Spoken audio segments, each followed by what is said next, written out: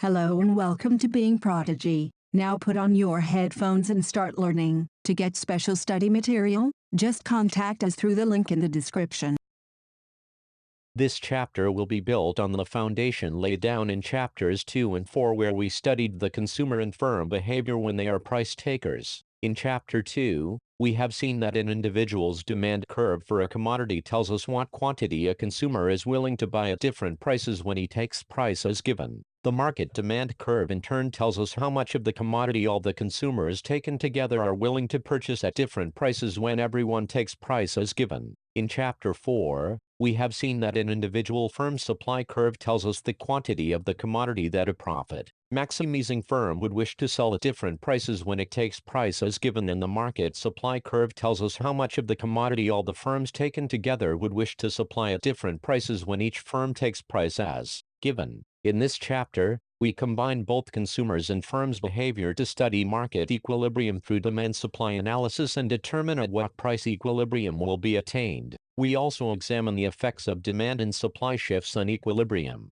At the end of the chapter, we will look at some of the applications of demand-supply analysis. Equilibrium, excess demand, excess supply. A perfectly competitive market consists of buyers and sellers who are driven by their self-interested objectives. Recall from chapters 2 and 4 that objectives of the consumers are to maximize their respective preference and that of the firms are to maximize their respective profits. Both the consumers' and firms' objectives are compatible in the equilibrium. An equilibrium is defined as a situation where the plans of all consumers and firms in the market match and the market clears. In equilibrium, the aggregate quantity that all firms wish to sell equals the quantity that all the consumers in the market wish to buy. In other words, market supply equals market demand. The price at which equilibrium is reached is called equilibrium price, and the quantity bought and sold at this price is called equilibrium quantity. If at a price, market supply is greater than market demand, we say that there is an excess supply in the market at that price, and if market demand exceeds market supply at a price, it is said that excess demand exists in the market at that price. Therefore, equilibrium in a perfectly competitive market can be defined alternatively as zero excess demand, zero excess supply situation. Whenever market supply is not equal to market demand, and hence the market is not in equilibrium, there will be a tendency for the price to change. In the next two sections, we will try to understand what drives this change. Market equilibrium, fixed number of firms. Recall that in chapter 2 we have derived the market demand curve for price-taking consumers, and for price-taking firms the market supply curve was derived in chapter 4 under the assumption of a fixed number of firms. In this section, with the help of these two curves, we will look at how supply and demand forces work together to determine where the market will be in equilibrium when the number of firms is fixed. We will also study how the equilibrium price and quantity change due to shifts in demand and supply curves. This is Being Prodigy. To get special study material, just contact us through the link in the description. And please subscribe to show your support.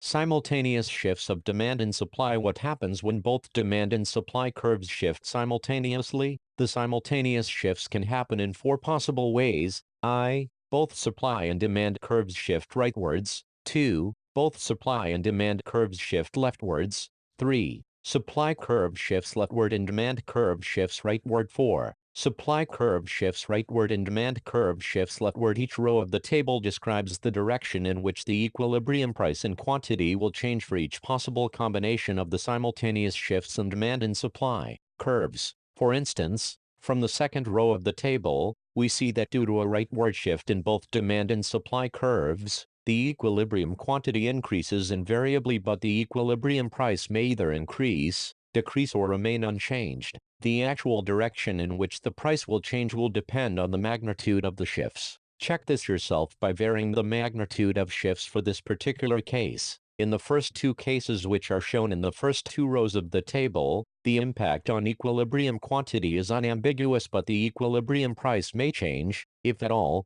in either direction depending on the magnitudes of shifts. In the next two cases, shown in the last two rows of the table, the effect on price is unambiguous, whereas effect on quantity depends on the magnitude of shifts in the two curves. What is the implication of the entry and exit assumption? This assumption implies that in equilibrium no firm earns supernormal profit or incurs loss by remaining in production. In other words, the equilibrium price will be equal to the minimum average cost of the firms. To see why it is so, suppose, at the prevailing market price, each firm is earning supernormal profit. The possibility of earning supernormal profit will attract some new firms, which will lead to a reduction in the supernormal profit, and eventually supernormal profit will be wiped out when there is a sufficient number of firms. At this point, with all firms in the market earning normal profit, no more firms will have incentive to enter. Similarly, if the firms are earning less than normal profit at the prevailing price, some firms will exit, which will lead to an increase in profit,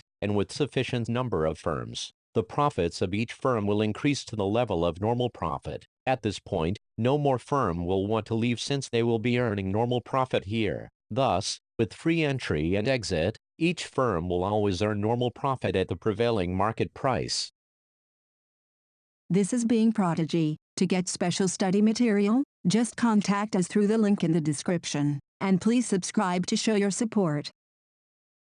Recall from the previous chapter that the firms will earn supernormal profit so long as the price is greater than the minimum average cost, and at prices less than minimum average cost, they will earn less than normal profit. Therefore, at prices greater than the minimum average cost, new firms will enter, and at prices below minimum average cost, existing firms will start exiting. At the price level equal to the minimum average cost of the firms, each firm will earn normal profit so that no new firm will be attracted to enter the market. Also, the existing firms will not leave the market since they are not incurring any loss by producing at this point. So, this price will prevail in the market. Let us examine the impact of shift in demand on equilibrium price and quantity when the firms can freely enter and exit the market. From the previous section, we know that free entry and exit of the firms would imply that under all circumstances equilibrium price will be equal to the minimum average cost of the existing firms. Under this condition, even if the market demand curve shifts in either direction, at the new equilibrium,